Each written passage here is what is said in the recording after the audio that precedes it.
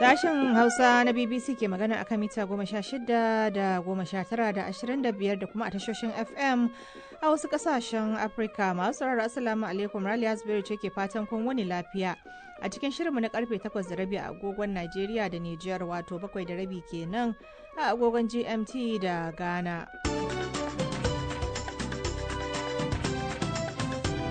To a cikin shirin za ku ji cewa fadar White House ta ce an samu ci gaba a tattaunawar tsawaita yarjejeniyar tsagaita buɗe wuta tsakanin Amurka da Iran. Hukumar lafiya ta duniya ta ce an samu matukar raguwa a yawan yaran da ke mutuwa sanadin kamuwa da cutar kyanda a cikin shekaru 25 da suka gabata. A Najeriya, masana na ci gaba da tsokaci kan zargin da shugaban majalisar dattawan kasar ya yi akan cewa karuwar ta'addanci a kasar na da alaka da siyasa.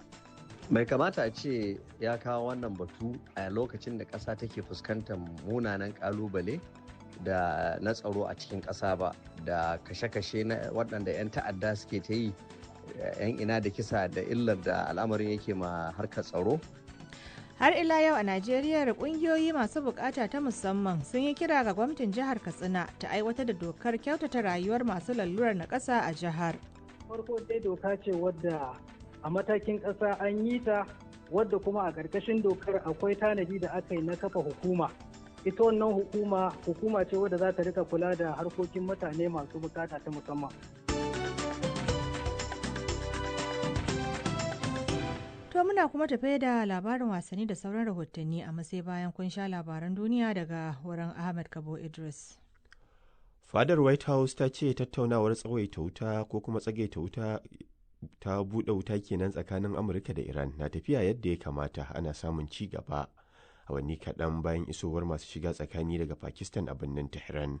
The Trump administration wants the talks to continue. Wakiliyar through BBC the ta ce gwamnatin Pakistanis. Trump na son tattaunawar ta ci gaba ta hannun Pakistan da ta shiga tsakani. Mai magana da yawun shugaban Amurka, Colin Levitt, ta shaidawa manema labarai cewa ba a sanya wa'adin lokacin fara tattaunawar kai tsaye ido da ido domin kawo ƙarshen yakin ba, amma ta ce akwai yiwuwar a gudanar da irin wannan tattaunawa a ƙasar ta Pakistan. A halin yanzu dai babu wata ko kuma wata babbar tawaga daga Pakistan ƙarƙashin jagorancin babban hafsan sojin ƙasar Asim Munir na birnin Tehran a wani bangare na ƙoƙarin Islamabad na shiga tsakani ta sasanta. Jami'an gwamnatin Lebanon sun ce jerin hare-hare uku da Isra'ila ta kai sun kashe akalla ma'aikatan jinya uku, ciki har da wani da aka nuna a wani rahoton BBC. Ma'aikatan lafiya ta ƙasar ta ce an kai harin ne kan wata tawagar masu aikin ceto, yayin da suke ƙoƙarin taimakawa mutane a wurin da aka kai harin Isra'ila a garin Maifadon.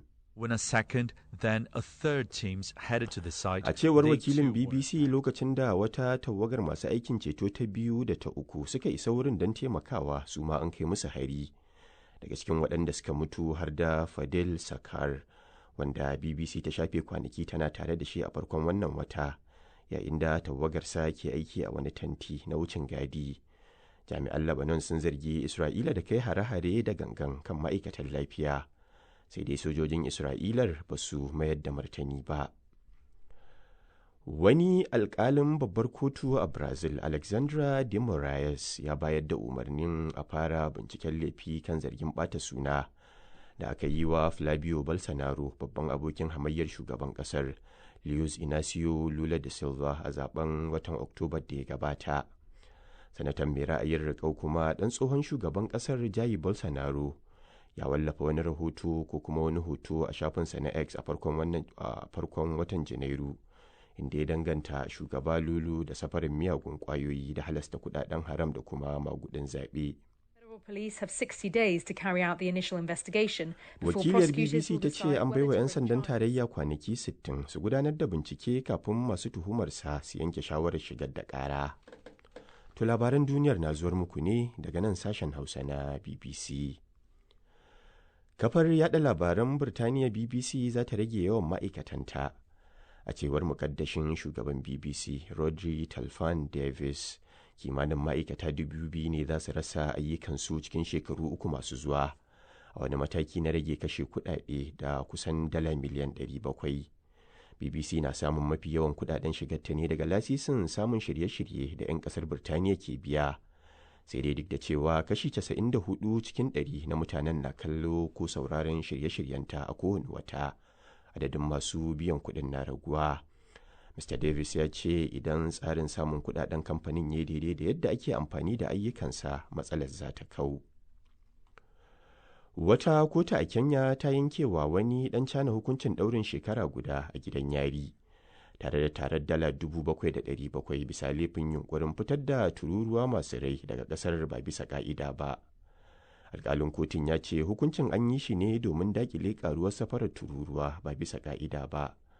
An kama mutumin ne a watan Maris a filin jirgin sama na ƙasa da ƙasa na birnin Nairobi, dauke da tururuwa sama da 2,000 da ya ɓoye a cikin jakar kayansa.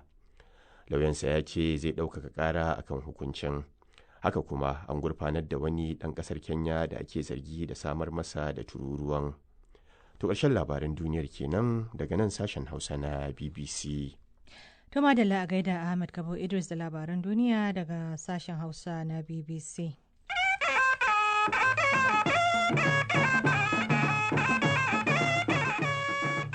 To shugaba Donald Trump na Amurka ya nuna alamun cewa watakila za a gudanar da zagaye na biyu na tattaunawar neman sulhu tsakanin ƙasarsa da Iran a cikin wannan mako.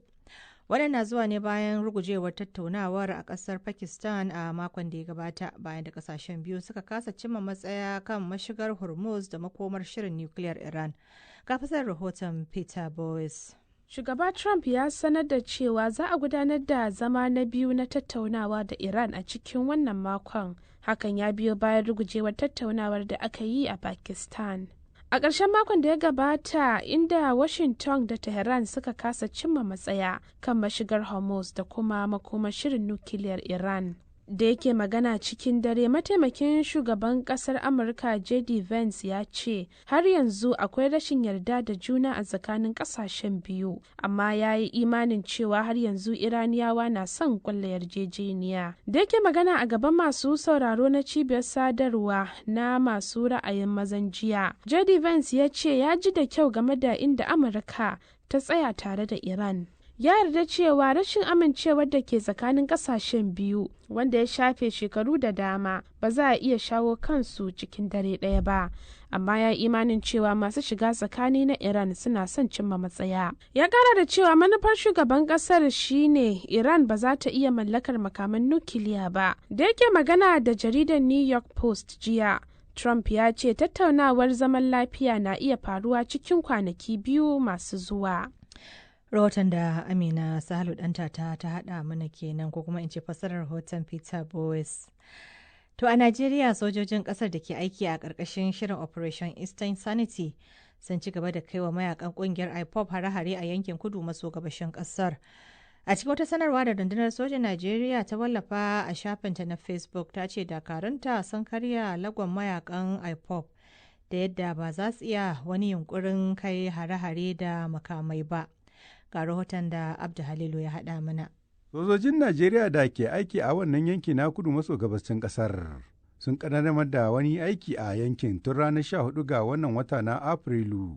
Aikin ya gudana ne tare da tallafin rundunar sojojin sama ta ƙasar domin kakkaɓe burbushin 'yan ƙungiyar IPOB a cikin gandun dajin Ajali a yankin ƙaramar hukumar mulki ta Ezegu a jihar Enugu. Wannan aiki dai da sojojin suka ƙaddamar ya cilasta ma mayakan IPOB ramtawa cikin nakare tare da barin wasu daga cikin makamansu, ciki har da irin naken na mai tarwatsa motar yaƙi. Nake da yanzu haka take cikin hannun sojojin Najeriya da kuma aka hannanta ta ga ɓangaren da ke kula da kwance makamai domin ganin ba su yi illa ga fararen hula ba. Tun da dakarun na Najeriya suka mamaye waɗannan yankuna da 'yan ƙungiyar ta IPOB suke tunƙafo da su a matsayin wata maɓuya tasu, wacce a baya babu wanda ya isa shiga yankin. Sojojin sun yi amfani da kayayyaki domin yin raga-raga da mabuyar 'yan kungiyar ta IPOB. Ta wani bangare kuma, bayan samun wasu bayanai na siri, bataliyar sojoji ta 82 ta kai wani farmaki a Adani a cikin karamar hukumar mulki ta Ozo Uwani, inda kuma suka yi kokarin hana wani tsari na karɓar kuɗin fansa, inda wasu masu garkuwa da jama'a suka kama wasu masu babura sojojin sun yi nasarar karɓar wata babbar bindiga da kuma kuɗi naira miliyan 2 daga 'yan ƙungiyar ta IPOB da suka karɓa a matsayin kuɗin fansa daga jama'ar yankin. Zuwa yanzu dai waɗanda aka kama kuma ake zargin 'yan ƙungiyar ne da kuma kayan da aka kama an hannunta su ga hukumomin da suka dace domin gudanar da bincike na keke da keke da zai kai ga samun ƙarin bayanai kan 'yan ƙungiyar ta IPOB da su ma za su shiga hannu. Bugu da ƙari ta wani ɓangare sojojin Najeriya sun sanar da jana'izar dakarun ƙasar da suka rasa rayukansu a yankin arewa maso gabasin ƙasar. An gudanar da jana'izar ne a wannan rana ta 15 ga wata a makabartar sojoji ta mai malari da ke Maiduguri babban birnin jihar Borno. Abda Halilu, sashen Hausa na BBC daga Abuja, Najeriya. To shugaban Majalisar Dattawan Najeriya Godswill Akpabio ya bayyana karuwar ta'addanci a matsayin makircin siyasa da dakile nasarorin shugaba Bola Ahmed Tinubu. Yayin da Akpabio ke ganin hare-haren a matsayin shirin shagaltar da gwamnati daga kyawawan ayyukan ci gaban ƙasa. Wasu na fargabar cewa wannan zargi ne na share fagen murƙushe 'yan adawa kafin zaben shekarar 2027. Ga rahoton Umar Shehu Leman. Wannan furci da shugaban Majalisar Dattawan Najeriya Godswill Akpabio ya yi ana yi masa kallon zargin da zai ƙara rurruta wutar da ta fara kunnowa cikin siyasar Najeriya, musamman ganin yadda batun tsaro ya zama babban ƙalubale ga kowa. Shugaban majalisar ya bayyana hakan ne a ranar Talata a Abuja yayin ƙaddamar da hedkwatar hukumar tara kuɗin shiga ta ƙasa, inda ya ce haɗaka ce ta wasu masu neman dakushe kyawun ayyuka na sauye-sauye da shugaba Tinubu yake yi ne. You are seeing insecurity today. It is even increasing because the election is coming. Kuna ganin rashin tsaro a yau har ma yana karuwa saboda zaɓe yana karatuwa. Da zarar an gama zaɓe, ku zuba ido. Makonni biyu na farko ba za ku ji ƙarar fashewar bom ko ɗaya ba, saboda mutane ne ke ɗaukar nauyin hakan don shagaltar da ku. Wannan ikirari nasu ya zo ne a daidai lokacin da al'ummar Najeriya ke nuna damuwa kan yadda harkar tsaro ke ƙara taɓarɓarewa a yankuna daban-daban. Tuni dai waɗannan kalaman nasa suka fara janyo cece-kuce a cikin yanayin siyasar ƙasar da ke cike da rarrabuwar kawuna da kuma yadda ƙabilanci da ɓangaranci ke tasiri matuƙa ga makomar siyasar Najeriya. Masana harkokin siyasa kamar Farfesa Tukul Abdulkadir na Jami'ar Jihar Kaduna sun fara fashin baki kan waɗannan kalamai inda masanin ya bayyana cewa kalaman na shugaban majalisar dattawa suna nuna yunkurin kare gwamnati ne ta hanyar ɗora alhakin gazawa kan wasu maƙiyan da ba ambaci sunansu ba. Bai kamata a ce ya kawo wannan batu a lokacin da ƙasa take fuskantar munanan ƙalubale da na tsaro a cikin ƙasa ba, da kashe-kashe na waɗanda 'yan ta'adda suke ta yi, 'yan ina da kisa da illar da al'amarin yake ma harkar tsaro ko a arewa maso gabas ko kuma a arewa maso yamma da arewa ta tsakiya. Kuma yana gani yana buƙatar ko dai ya ƙara ma mutane bayani na gaskiyan al'amarin ko hukumomin tsaro su ma jama'an ƙasa bayani tunda tare suke kuma gwamnatin su ne yake ciki kuma ya wannan furuci.